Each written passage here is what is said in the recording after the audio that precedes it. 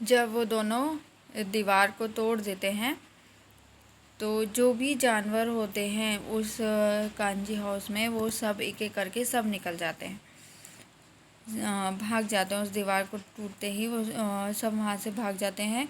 लेकिन जो कांजी हाउस में गधे होते हैं जानवर, वो नहीं भागते, क्योंकि हमने जब कहानी शुरू करी थी तो गधों के बारे में पढ़ा था कि वो कितने सीधे होते हैं।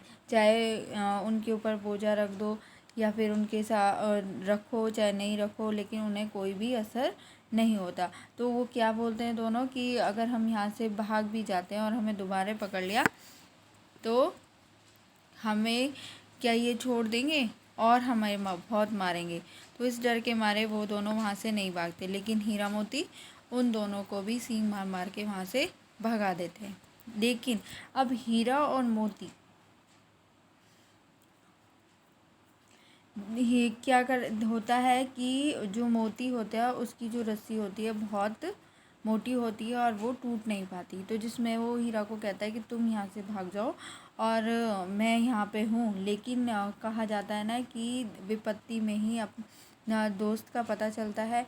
तो हाँ, हीरा क्या बोलता है कि जब मैं तुम्हारे साथ मैंने तुम्हारा अब तक कोई साथ नहीं छोड़ा तो आगे मैं कैसे छोड़ सकता हूँ। अगर हम दोनों को ही मार खानी है तो दोनों साथ ही खाएंगे, लेकिन मैं तुम्हें छोड़ के नहीं जाता। अब क्या होता है कि जैसे ही ये कांजी हॉर्स के जो मालिक होते हैं, चौकीदार होता है, वो सुबह जब जानवरों की हाज़िरी लेने आता है, एक क्वेश्चन भी आपका आता है कि कांजी हाउस में जो चौकीदार हैं वो जानवरों की हाज़िरी लेने क्यों आते हैं, कि इसलिए आते हैं कि इनमें से कोई जानवर कहीं भाग तो नहीं गया है या फिर किसी की संख्या कम तो नहीं हुई, इसलिए वो वहाँ से हाज़िरी लेने आते हैं।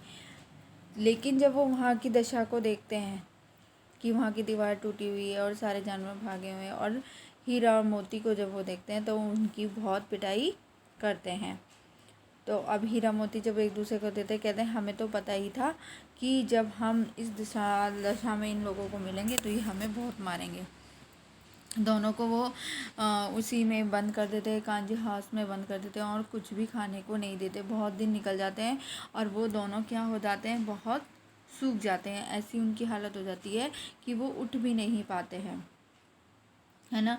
तो अब क्या होता है कि कांजी हाउस में उन दोनों, अब बैल तो थे वो दोनों, लेकिन उनकी हालत बैलों जैसी नहीं थी। वहाँ पे एक आदमी आता है जो उन दोनों को, वहाँ का जो कांजी हाउस का जो मालिक होता है वो उन दोनों को बेच देता है। और वो बहुत बड़ी बड़ी दाढ़ियों वाला वो आदमी होता है। वो उन दोनों को जो वहाँ उन दोनों हीरा मोती को उसके हाथ बेच देते हैं। जब वो उन दोनों को लेके जाता है वहाँ से, तो जिस रास्ते से वो उन्हें लेके जाता है वो हीरा और मोती को क्या एक जाना पहचाना सा रास्ता लगता है, क्योंकि जब इंसान अपनी जगह पे पहुंचता है या अपने रास्ते में पहुंचता है तो उसे कुछ अनुभव सा उन्हें होने लगता है और उसमें एक अजीब सी ताकत सी आती थी। ऐसा ही हीरा मोती का था। हीरा मोती को वो आदमी जिस रास्ते से लेके जा रहा था वो रास्ता हीरा मोती के जाने पहचाने का था। वो क्या करते हैं, वो दोनों उसका हाथ जो रस्सी थी उसको छुड़ा के भागते हैं। वो भागते भागते अपने ही जो झूरी था, झूरी की अब जहाँ पे उन दोनों को बांधा जाता था वहाँ पे जाके खड़े हो जाते हैं। अब दोनों क्या करते हैं, वहाँ जाके खड़े हो जाते हैं।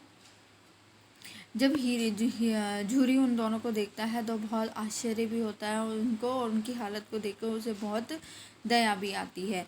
लेकिन जब वो जो आदमी होता है वो कहता है ये मेरे बैल हैं, मैं इनको, तो झूरी बोला कि ये बैल तुम्हारे हो ही नहीं सकते, ये बैल मेरे हैं और मैंने अपने सालों को दी थे, तो ये तुम्हारे तो हो ही नहीं सकते हैं। तो वो उन दोनों में इसी बात को लेकर बहुत बहसाबाजी होती है। लेकिन ये मोती क्या कहता है, अगर इसने ज़्यादा बहस या क्या कहते हैं कि झूरी से अगर किसी तरह की हाथापाई करी तो मैं इसको मार दूंगा, क्योंकि हीरा को तो बहुत गुस्सा आता था। लेकिन जब वो आदमी नहीं मान पाता है तो उस पे क्या करते हैं, गालियाँ निकाल रहा होता है, झूरी पे पत्थर फेंक रहा होता है। तो मोती विजयी सुर की भांति उसका रास्ता रोके खड़ा था। गांव के लोग ये तमाशा देखते थे और हंसते थे। उस डरियल हार कर वो जब आदमी था वो हार के चला गया और मोती इकट्ठा हुआ वो लौटा। हीरा ने कहा, मैं डर रहा था कि कहीं तुम गुस्से में आकर मार ना बैठो। अगर वह उसे पकड़ता तो मैं मारे ना छोड़ता। अब ना आएगा। यानी उसका मोती ने इतना मारा कि वो अब दोबारा लौट के नहीं आएगा। आएगा तो दूर से ही खबर लूँगा, देखूँ कैसे ले जाता है, जो गोली मरवा दे, है ना। अब यहाँ पे क्या होता है कि अब झूरी को अपने दोनों बैल मिल जाते हैं और बैलों को उनका मालिक मिल जाता है।